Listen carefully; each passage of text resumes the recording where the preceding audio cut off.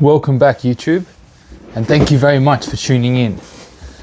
Last week we went on a bit of a tangent and I intend to do the exact same thing today, so let's rip in. And instead of having a laptop here, I want to trial having just a notebook with a few dot points and see where my tangents lead me to. But ripping straight into it, let's not waste any more time.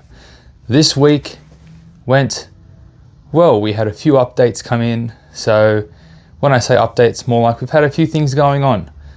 Starting off with the fact that tomorrow and Sunday, today being the 7th of November. So tomorrow and Sunday, I'm doing my massage course to get my massage certification, which I'm very much excited for, in the sense that it'll give me, I guess, legal right is the best way to put it, to put my hands on people in a consensual manner and work on them to start seeing with my hands. I've mentioned this in the past, that's where I feel I am lacking at the moment, is the fact that I don't know what I'm feeling and being able to visually see it in my head. A bit of a tangent that leads into the law of Elijah. That sounded a bit weird, but nonetheless, let's just keep going. I worked in construction for about a decade and I developed what my boss called the creator's eye. And so what the hell does that mean? What it meant was, let's say I'm looking at a block of land with nothing on it, and me being the concreter, I was tasked to pour down the foundation or the house slab. And I got to a point where I could stand from the street looking at the block, look at the plan, look at the block, look at the plan, look at the block with nothing there, and visually in my head, I could see what was supposed to be there by the time I was finished. I could visually see what it was going to look like. And from the outside it looked a bit weird because I would stand there and be really focused, exactly like that. But in my head, I was building it like Lego. Almost like you see those time lapses in movies where they take a block of land and then they build a house. It's sort of like a nice transition from past to present day. It's exactly the same as that, but in my head. And being able to do that in that industry really helped me be super creative and create some really phenomenal work. And that's the plan with what I'm doing in the PT space or in the fitness space, okay? So being able to help people understand what's going on with them by being able to visually feel what tissues are tight, what tissues are tight, where they're potentially overcompensating, where they're weak, understanding where muscles originate, where they insert, and working my way through that, almost like I'm building out my own plan of what's happening. I'm building a picture in my head. And that's exactly what I'm looking forward to after getting this massage certification, is having the ability to get hands-on with people, feel completely confident with what I'm doing, and build that skill in as little time as I can by simply pouring in as much volume as I can, which leads me into the potential idea of doing some mobile massage work while I still learn this skill, because all it does is it means I get hands-on with more people, a whole different variety of people. I can feel when there's a tight tissue or something's weak. I understand what the procedure, I guess is the best way to put it, looks like, or technique is probably a better word. The technique that I'm using when I am massaging someone, what a tight tissue feels like, which I talked on before. And so regardless, I'm just super pumped about the weekend. Super pumped to get my massage certification. From that as well, another big thing that happened this week is I got an 8 sleep. And I've only slept on it for a few nights so far, but as a whole, it gets a massive green tick. A massive green tick. I have found that the first night felt a bit weird because you get into bed, you expect that where you're laying is going to warm up and it didn't. If anything, it got colder. And I was like, oh, this is a bit odd. So the first night took a bit of playing around for me to fall asleep, but Wednesday night and last night, got into bed, wound down, straight to sleep. And I've noticed that every night that I've had it on, my sleep keeps getting better and better and better, because the pod itself, or the data, it needs something to feed off. It's learning about how my body works as well. And so I haven't had the reason to run the air conditioning. I haven't had a reason to run. I've had a fan on so far, but I doubt I'll need the fan for much longer, because truth be told, I'm cool when I'm asleep. And it's like, this thing's mad. This thing's brilliant. Like, yeah, sure, it cost me $4,500. Let's be serious here. But how much would you pay for a good night's rest? How much would you pay to get a good night's rest every single night? Because so far my sleep is feeling pretty bang on, and I haven't been getting more of it. I've just been getting better quality. And to me, that's worth every single penny. Leading on though, those are the two big things that have been happening this week or in the coming weeks: getting an 8 sleep and getting my massage certification over the weekend, which I'll talk about next week with you guys. Leading on from that, however, something that's top of mind for me is deep diving more into who I am. I had a conversation with a mentor last week, and they asked me a question that I guess made me go very introspective for a moment. And so they asked me the question of, what do I want to be known for? And it stuck with me, because at the end of the day, well, what do I want to be known for? Do I want to be known for helping people? That's very broad. How will I help people? Do I want to be known for my character?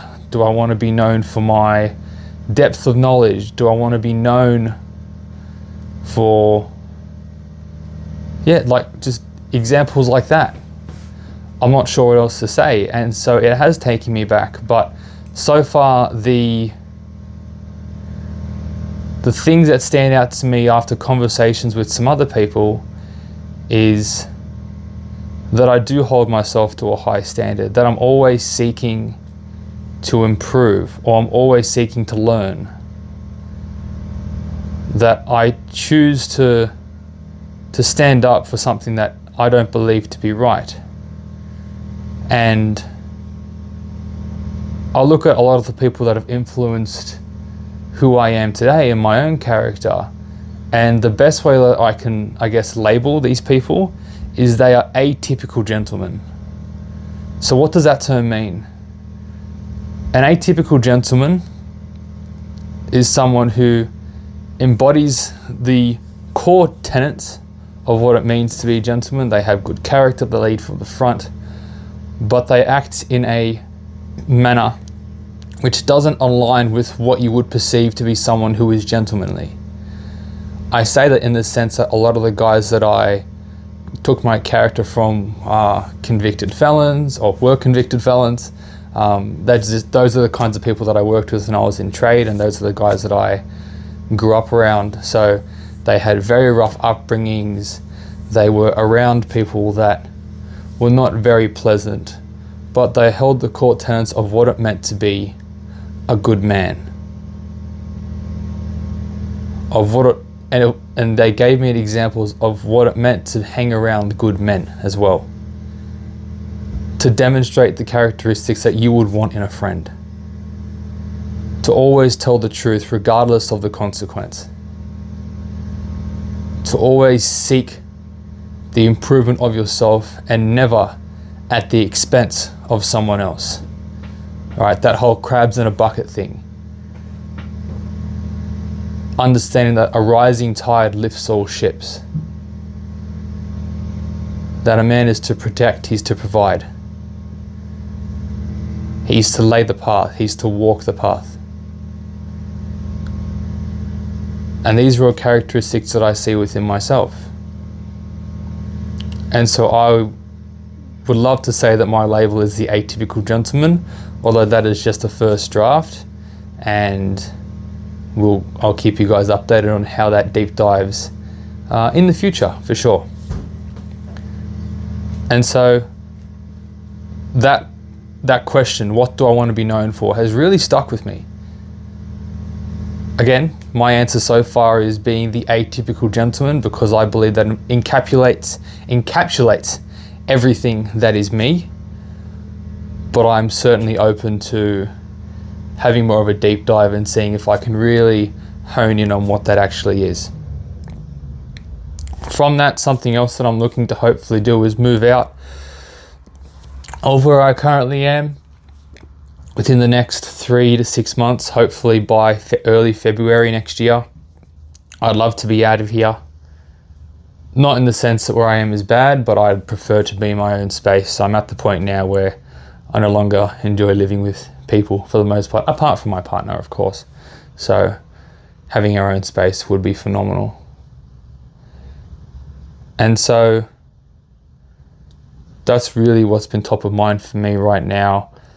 Something else just leading from the what do I want to be known for is a little bit of imposter syndrome, actually. And leading into that, more referring to the fact that I've been questioning where I get my confidence from. I talk about stacking wins and using evidence as proof that I can do the thing. But I return back and go, well, in a lot of these events or circumstances, while there was a successful outcome, there were things that went wrong. And so who's to say that because something was a success means that I can be confident about it? The way that I define confidence is that our perception of what happens and is when our perception and our reality are closer aligned. I believe that's the best way to say it. Anyway, what I believe will happen inside my head and what actually happens in reality, when those two things are synonymous, that is confidence. When I can predict the future, to a degree, right? That's where I believe is confidence, okay? I'm fairly confident that I can get up and go to the bathroom. That's an example of confidence, right? Because in reality, I've done it in the past, and so that's where the confidence obviously comes from. And now I'm going on to a bit of a tangent, so I'll bring it back to the imposter syndrome thing. More referring to, questioning the confidence that I have in myself, in my ability to do things, knowing that I still have a long way to go, and just really checking in, like, am I going a bit over my skis here? Do I actually have the right to have the level of confidence that I do? And now I'm not sure I can answer that question right now, but I certainly believe that I can continue to do the things that I am currently doing, because it is quieting down that voice or that question more and more as my skill set progresses. And so that's the exact thing that I'm going to keep doing to hopefully quiet down my imposter syndrome to a point where it's tolerable. And all I mean by that is I'm not going to try to do anything different. Right now, I've accepted the fact that I'm going to feel like an imposter, and that's okay. I believe that helps keep me in check. And as a whole, I'm going to keep just learning new skills, growing as a person, both professionally and personally. And last but not least, just sharpening the sword that is me. Really pushing the boundaries and seeing how much more I can learn, how much I can grow, putting myself in proximity to people that are much further along than I am, so that they can teach me lessons, they can show me which landmines to avoid. And that is where I'm going to keep putting my time, because so far the return on investments in that have been phenomenal. Nothing short of phenomenal. Between FMA, going to Texas earlier this year for the Sports Nutrition Association, spending time around different professors, different doctors, different athletes. Proximity will always be powerful. And so while I may feel very much like an imposter around them, I look forward to exposing myself to more of those circumstances so that I feel less like an imposter and I guess more like me. And with that, I'm super excited. So on that note, team, today was a bit of a ramble, and I'm actually quite glad I did that. I didn't want to have anything scripted. I much preferred this. Let me know what you guys thought as well. A lot less ums and ahs and really just taken off the top of my head. What came up in a conversation with someone earlier this week is that I am a bit more of a conversationalist. So talking to a camera is a bit odd, but it does allow me to express my thoughts and get things off my mind, and you guys get to be a part of that journey as well. So with all of that said, please do like, share, comment, subscribe, all that fun stuff. Feel free to follow me on Instagram at elijahsatroni.pt. I do my best to post there semi-regularly, keep you guys in the loop with what's going on. But with that said, team, again, take care. Have a wonderful week. See you next time.